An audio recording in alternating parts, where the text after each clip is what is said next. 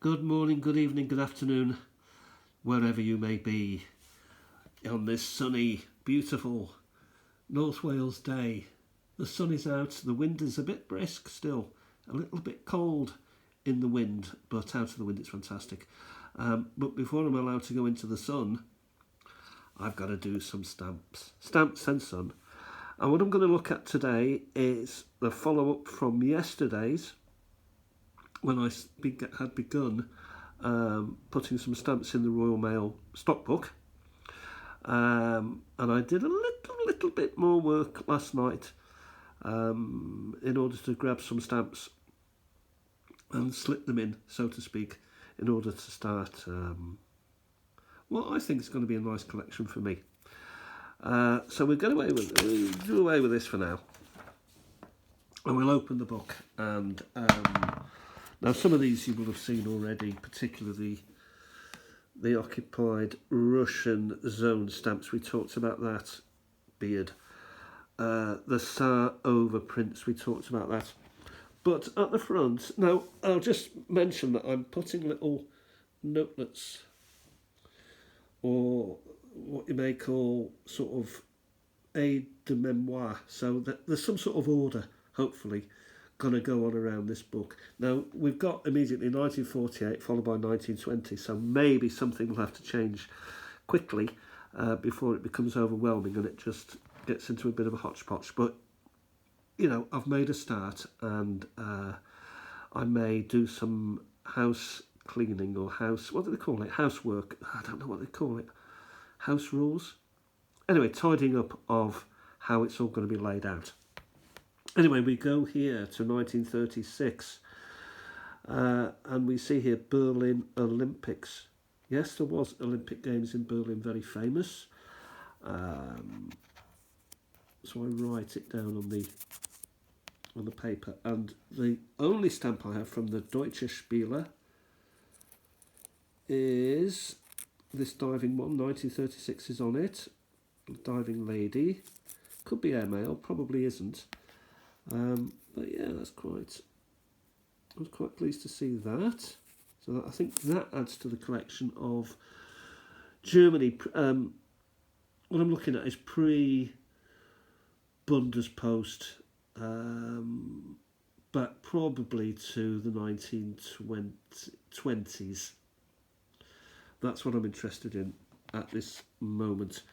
Here we have the 1938 stamp, which is the anniversary, the 5th anniversary of the rise of the Third Reich. So they produced a stamp for that. Unbelievable. Yeah. So here we have, you know, the Aryan race, horses, bare-chestedness, torch carrying. Yeah. 10 burr.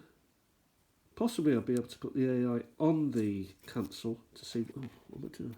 Don't want to mess the stamp up. Anyway, it ends with 10 burr. Somewhere in Germany, possibly. So that's quite a nice stamp. 1938. So we turn over and we have a look at these. This has slightly changed. So this was in the middle before. 1935, the return of Tsar to Germany. So they actually produced. Well, first of all, they all had a vote about it. Do they want to return to Germany? And it was overwhelmingly decided that Tsar, the region after 15 years, was going to go back under German protectorate or be part of Germany. And they produced 2 stamps. They seem to be producing stamps for a lot of stuff. So here we have people, a mother and child hugging, reunion type stamp. So that's quite a nice piece. And then here we've got the 1936 10th anniversary of Lufthansa. Who hasn't flown Lufthansa? I think we all haven't we?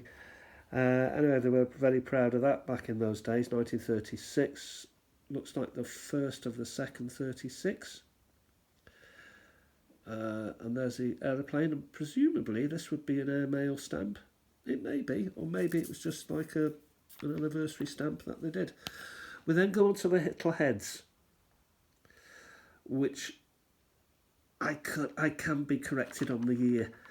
I haven't gone deeply into the. I've simply used Google Lens for the information that spits up, because let's face it, these bits of paper are worthless, and can be altered without huge cost. So I've got quite a number here: 4, 5, 6, another 6.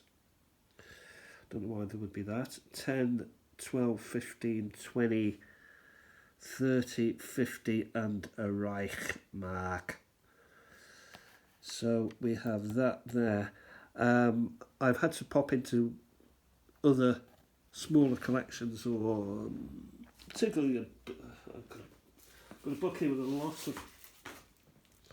I've got an album here with a lot of, not an album, but it's like a file with a lot of German pages, which I'd picked up, and I was able to rescue or move them. It's a movable feast at the end of the day. 1934, we've got airmail stamps. So we'll just click this one out here. You can see the eagle. You can see the symbol. You see the world. Today Berlin, tomorrow the world. We have SW11 there, so that's possibly Berlin. So then we got official use until 1945, and you can see why they became unofficial after 1945. 1938, the Party Adler emblem. The party, so that's the party of the government at the time, and Adler is eagle. So whenever you see Adler anywhere, it's eagle, and that shows, big eagle, big emblem. Yeah, we move along, and here we have 1935, a young person stamp. So young people were encouraged to join the party at a young age, and here we have a small bugler blowing a trumpet, or stamps are a bit rough. These stamps are rough, but they're all right actually.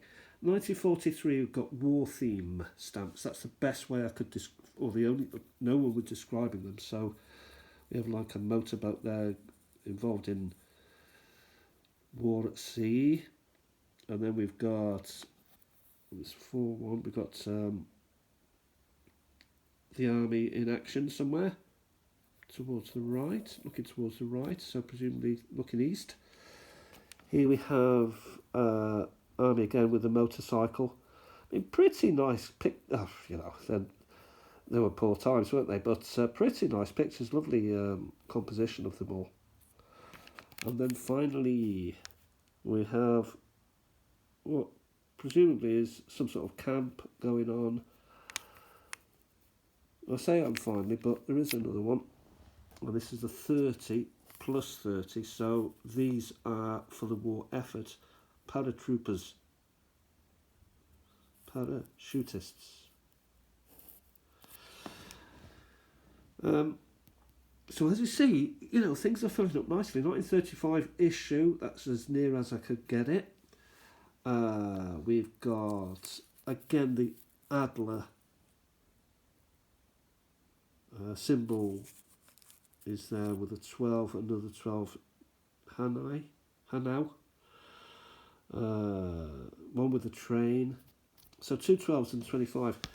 1935, I like this one, the Hindenburg airship, so the Zeppelin, if you will. Always worth a bit of a keep, aren't they? Zeppelins. Yeah, Hindenburg. Named after the former General Field Marshal and later President of Germany. Rhineland-Pfalz, French zone. We saw that one yesterday. I found another. The big version, 1947 Allied zone. Now that is, by Allied I mean, well, I don't know what I mean actually.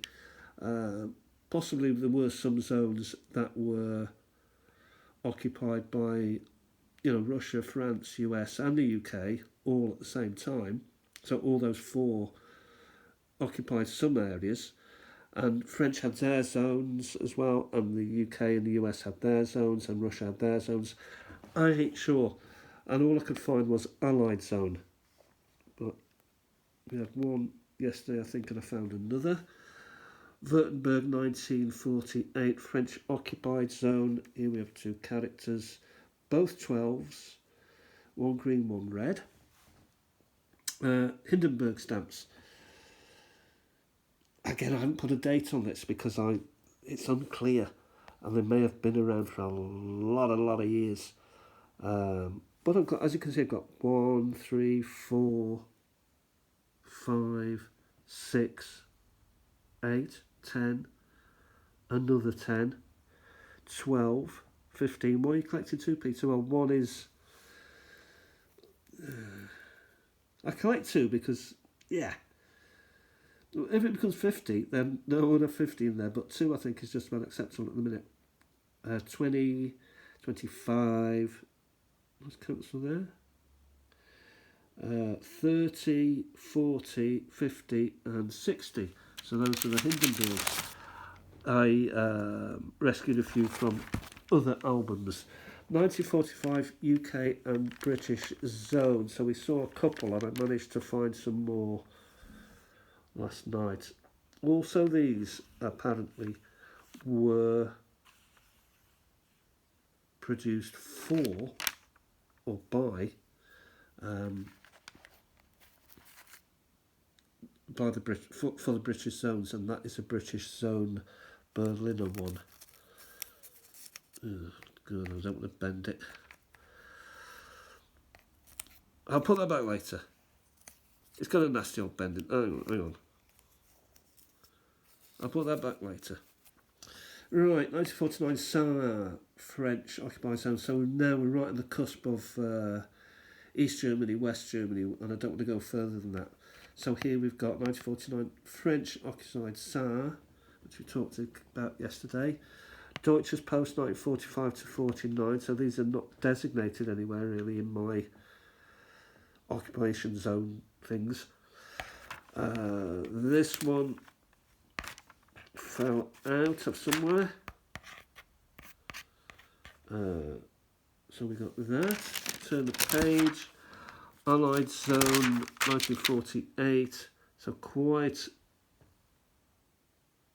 a nice filler there. You know, it's pretty full. And a 1. 1 Reichsmark. These people like that. And 1947 Leipzig stamp. Leipziger Messe.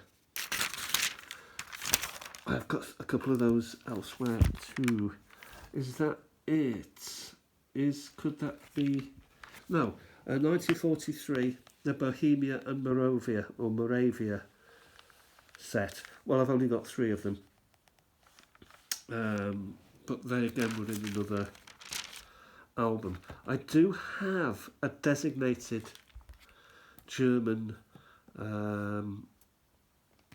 book, stamp book.